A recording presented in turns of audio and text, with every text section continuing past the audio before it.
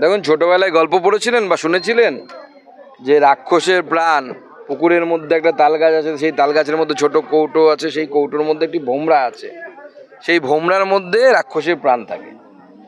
তো তৃণমূল কংগ্রেসের এই সরকারের প্রাণ বা সরকারের টিকে থাকার প্রাণটা ওরকম ভোমরার মধ্যে আছে। সেই ভোমরার নামটা হচ্ছে ভোটার লিস্ট।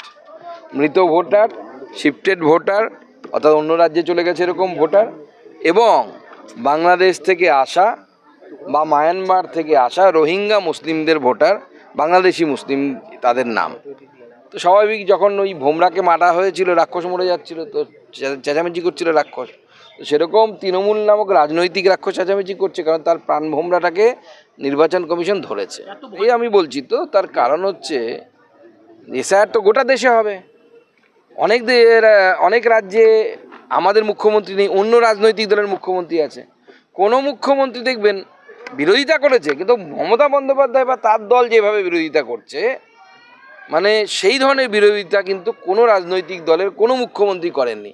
শুধুমাত্র মমতা বন্দ্যোপাধ্যায় করছেন, কারণ তারা যেতেই হচ্ছে এই ফেক ভোটিংয়ের মাধ্যমে, অর্থাৎ ভোট চুরির মাধ্যমে। সিপিএম কি পেটেন্ট করে রাখা আছে? পেটেন্ট নাম্বারটা কত আমাকে জানান, একটু বলুন। ধর্ষণ হয়েছে একটি, আমরাও খবর পেয়েছি, একটি বাচ্চা মেয়ে, মানে ছাত্রী, যে উড়িষ্যার বাসিন্দা, তাকে গণধর্ষণের শিকার হতে হয়েছে, এবং সেটা সম্ভবত ওই মেডিকেল কলেজের বাইরে হয়েছে। অর্থাৎ বাইরে হয়েছে মানে এটা কিন্তু পুরোটাই ল অ্যান্ড অর্ডারের উপর আরেকবার প্রশ্ন উঠে গেল। যদি ওই মেডিকেল কলেজের ভেতরে হতো, তাহলে না এই প্রশ্নটা করা যেত যে মেডিকেল কলেজের অ্যাডমিনিস্ট্রেশনের গাফিলতি আছে, যা আছে। আমার কাছে যা খবর মিডিয়ার মাধ্যমে পেয়েছিলি, আমি জানি না এখন কি তার স্থিতি আছে, কিন্তু মেয়েটির সাথে ধর্ষণ হয়েছে, সাময়িক ধর্ষণ হয়েছে, অর্থাৎ গণধর্ষণ হয়েছে, এবং সেটা মেয়েটি, ছাত্রীটি মেডিকেল কলেজ থেকে বাইরে কোথাও গেছিল বন্ধুটির সাথে, সেখানে ঘটেছে। অতএব ল অ্যান্ড অর্ডারের প্রতি আরেকবার প্রশ্নচিহ্ন উঠে গেল। ওনারাই তো বানিয়েছেন এই সমস্ত নেতাদেরকে। এই ওনার সাগরেদ বরুণ নট্ট একসময় রীতিমতো সেলুনে চুল কাটতেন, তাতে কোনো ক্ষতি নেই, সম্মানের কাজ এটা একটা। কিন্তু সে এখন কত কোটি টাকার মালিক বলুন। আমার বক্তব্য একটাই, সব নাপিত ভাইরা, সব নরসুন্দররা যারা চুল কাটেন, তাদেরকে এই পদ্ধতিটা বলে দিক না, তাহলে পরে সবাই বড় লোক হয়ে যায়। আমার অন্য জায়গায় আপত্তি নেই, আমরা এরকম থাকলে আমাদের চলবে। কিন্তু তার মতো যারা সেলুন চালান, তাদেরকে সবাইকে যদি উনি পদ্ধতিটা বলে দেন যে কিভাবে ওখান থেকে এত বড় লোক হওয়া যায়, তাহলেই হয়ে যাবে।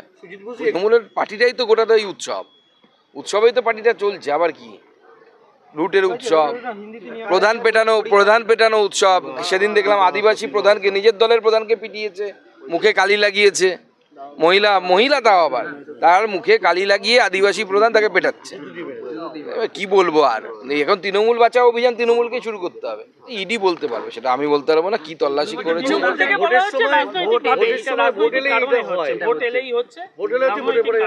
না, সেই জন্য তো আমরা ওনাদেরকে প্রস্তাব দিয়েছি, এক দেশ এক ভোট মেনে নিন না, তাহলে গোটা বছর ভোট থাকে না। লোকসভা ভোটের সাথে ভোট হয়ে যেত, তাহলে আর এখন ভোট থাকতো না। তা আমরা তো বলছি এক দেশ এক ভোট মেনে নিন, সেটাও মানবে না। তা আমাদের দেশে তো গোটা বছরই ভোট, কোন সময় ভোট থাকে না? 26-এ ভোট হবে, 29-এ আবার ভোট। তাহলে যদি 27-এ কিছু হয়, বলবো ওই 29-এ ভোট আছে সেই জন্য করেছে। আবার তার মাঝে পঞ্চায়েত ভোট চলে আসবে, ধরো পঞ্চায়েত ভোট আছে তার জন্য করেছে। তো সবসময় তো ভোট হয়, মিউনিসিপ্যালিটির ভোট, পঞ্চায়েত ভোট। আমরা সেটা বলছি এক দেশ এক ভোটটা মেনে নিন, তাহলে আর ভোটের আগে হবে না। কিন্তু হবে তো বটে, চুরি যখন করেছো, চোর কিন্তু ধরা পড়বে। মোদিজি বলেছেন, না খাউঙ্গা না খানে দুঙ্গা। আপনি এগরোল বিক্রি করতে করতে কোটি টাকার মালিক হয়ে যাবেন, আর অন্যরা গরিব মানুষ, তারা পাট বুনে পাটের জিনিস তৈরি করে বিক্রি করে রোজগার করবে 2-4 হাজার টাকা। এটা তো চলতে পারে না দাদা।